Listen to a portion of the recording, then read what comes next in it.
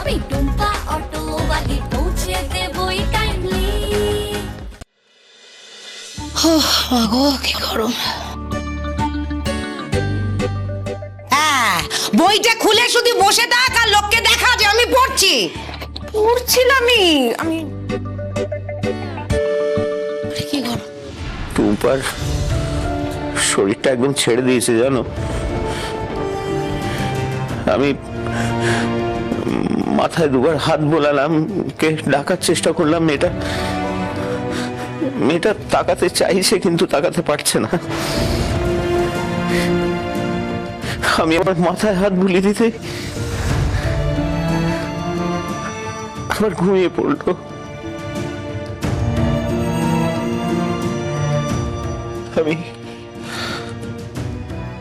আমি দেখলাম ঘুমন্ত অবস্থায় ওর চোখে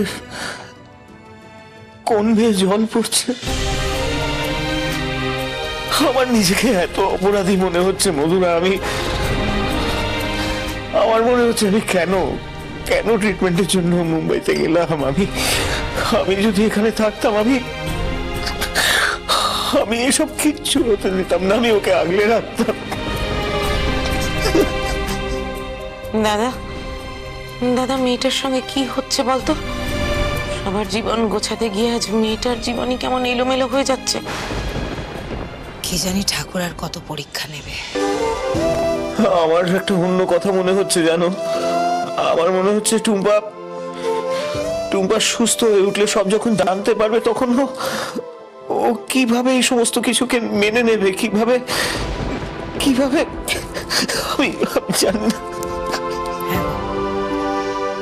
যা বলেছ গতি বাংলাতেও যে কি হচ্ছে জানি না। আচ্ছা বলছি আবিরকে একটা ফোন করব? না না মধুরা, এখন আবিরকে ফোন করা ঠিক হবে না। ছোট জামাই বাবু তুমি? দেখেছো আমি এক্ষুনি তোমাকেই ফোন করতে যাচ্ছিলাম। এসো এসো বাবা, এসো বসো। মামি, আমি এখানে বসতে আসিনি, আমি টুম্পার সঙ্গে কথা বলতে এসেছি। টুম্পা কোথাও, ওকে ডাকুন, আমার ওর সাথে কথা আছে। আবির, তুমি চাইলেই টুম্পার সাথে কথা কিংবা দেখা কোনোটাই করতে পারবে না। কেন? এই মুহূর্তে টুম্পার সাথে আবিরকে দেখা করতে দেওয়াটা ঠিক হবে না। এই মুহূর্তে আবির প্রচন্ড রেগে আছে, আর রাগের মাথায় আবির টুম্পাকে যদি কোনো উল্টোপাল্টা কথা বলে, তাহলে টুম্পা আরো মানসিকভাবে আঘাত পাবে। না না, এই মুহূর্তে আবিরকে বলা যাবে না যে টুম্পা বাড়িতে ঘুমোচ্ছে। আসলে আবির, টুম্পা একটা খুব দরকারি কাজে কয়েকদিনের জন্য একটু বাইরে গেছে। টুম্পা কটা দিনের জন্য বাইরে গেছে? বেশ তো, আমাকে বলুন ও কোথায় গেছে, আমি এক্ষুনি ওর সঙ্গে দেখা করব। না মানে ও জানো তো, মানে আমাদের কাউকে কিছু জানায়নি এবং বলেছে যে ও কয়েকদিনের মধ্যে ফিরে আসবে। দেখো না, ফোনটা পর্যন্ত নিয়ে যায়নি, মানে আমরাও যোগাযোগ করতে পারছি না। খুব চিন্তা হচ্ছে জানো। আমি বুঝতে পেরেছি ও এখান থেকে কেন পালিয়েছে। আমাদের বিপদের মুখে ফেলে দিয়েও পালাবে না তো আর কি করবে? আসলে টুম্পা আমাদের ক্ষতি ছাড়া আর কিচ্ছু চায় না। ও চায় আমরা শেষ হয়ে যাই। আবির আবির আমার মনে হয় তুমি ভুল ভাবছো। ভুল? আমি ভুল ভাবছি? ঠিকই বলেছেন, আমি টুম্পাকে বুঝতে ভুল করেছিলাম। আমি টুম্পার সাথে সারাটা জীবন একসাথে কাটাতে চেয়েছিলাম, আর ও কি করলো? ও আমার জীবনে আসার পর থেকে আমার ক্ষতি ছাড়া তো আর কিচ্ছু হয়নি মা। এক এক করে সবকিছু হারিয়েছি আমি। আজ ওর জন্য আমার ক্যারিয়ারটা শেষ হয়ে গেল, ওর জন্য আমি আমার সিইও পদ হারালাম। I lost my designation. আজ ওর জন্য গতি বাংলা আর্থিক সংকটে পড়েছে। সবকিছুর জন্য টুম্পা দায়ী। আবির, কোথাও একটা ভুল হচ্ছে। টুম্পা কিন্তু খবরদার!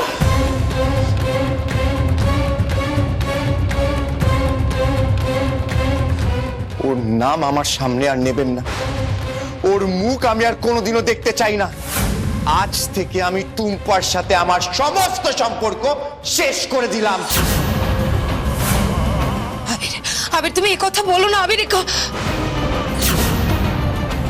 আপনি আমার একটা কথা শুনুন, শুধু টুম্পা নয়, টুম্পার পরিবারের সকলের সাথে আমি আমার সমস্ত সম্পর্ক শেষ করে দিলাম।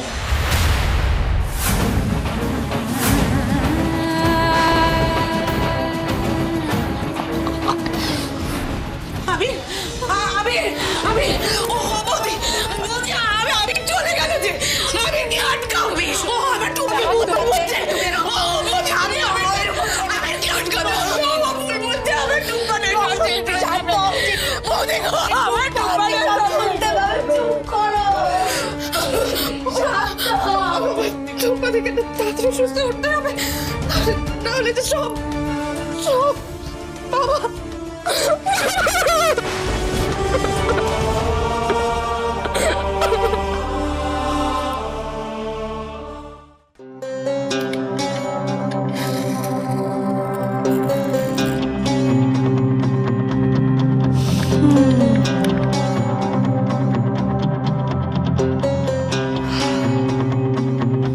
এভাবে বসে থাকলে চলবে না, আমাকে আবার নাটক শুরু করতে হবে। কিন্তু এই নাটক আমাকে আর বেশি দিন করতে হবে না, কারণ যাদের সামনে আমাকে নাটকটা করতে হতো আর কয়েকদিন পর তারা আমার সামনে আসারই সুযোগ পাবে না।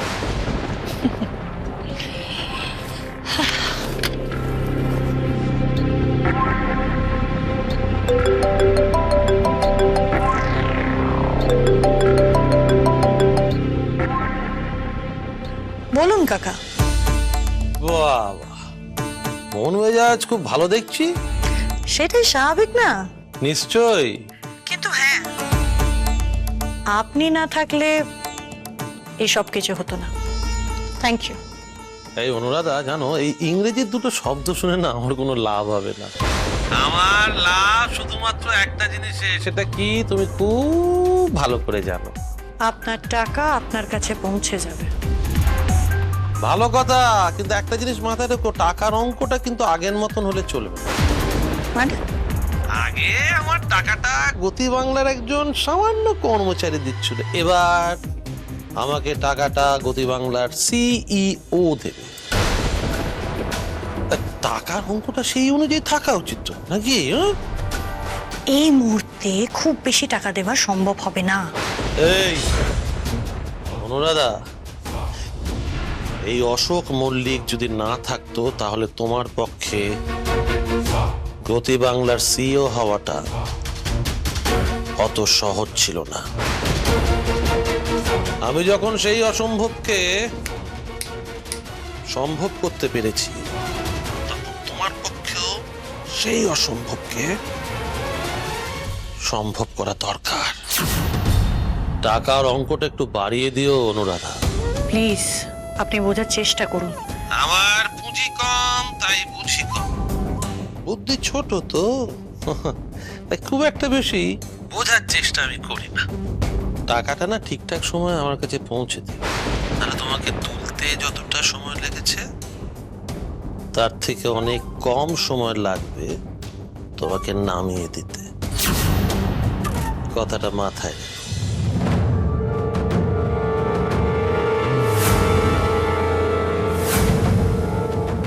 আপনি একটা কথা বুঝতে পারেননি মিস্টার মল্লিক। এতদিন আপনার প্রয়োজন ছিল বলে আপনার সব কথা শুনেছি, কিন্তু এখন আপনার প্রয়োজন ফুরিয়ে গেছে। তাই আপনার সুস্থ হয়ে বেঁচে থাকার কোনো প্রয়োজন নেই। আপনি এখনো অনুরাধা মল্লিককে চিনতে পারেননি।